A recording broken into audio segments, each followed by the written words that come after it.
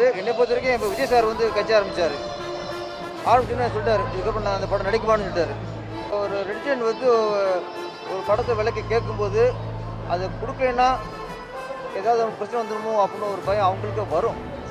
இருக்கக்கூடாது. என்னை பொறுத்த வரைக்கும் இப்போ விஜய் சார் வந்து கட்சி ஆரம்பித்தார். ஆரம்பிச்சுன்னு சொல்லிட்டார், இதுக்கப்புறம் நான் அந்த படம் நடிக்குமான்னு சொல்லிட்டாரு. அவர் இன்னும் கட்சி ஆரம்பிச்சிருக்காரு. நான் தேர்வு சந்திக்கல, இன்னும் பதவிக்கு வரல. அப்படி இருக்கும்போது அவர் வந்து நான் நடிக்கிறத நிறுத்தின்னு சொல்லார். ஆனால் உதயநிதி அவர்கள் அரசியலுக்கு வந்துட்டார், எம்எல்ஏ ஆகிட்டார், மந்திரி ஆகிட்டார், இன்றைக்கி துணை முதலமைச்சராக இருக்கார். இவ்வளோ வந்ததுக்கப்புறமும் சினிமாவில் அதை தவிர்த்துக்கணும். இனிமேல் நான் வந்து படத்தை எடுத்து ரிலீஸ் பண்ண மாட்டேன்.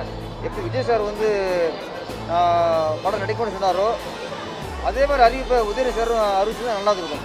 ஏன்னா ஒரு தொழிலில் வந்து ஆளுங்கட்சி சார்ந்து இருக்கும்போது அது அது ஒரு நெருடல் தான் அது.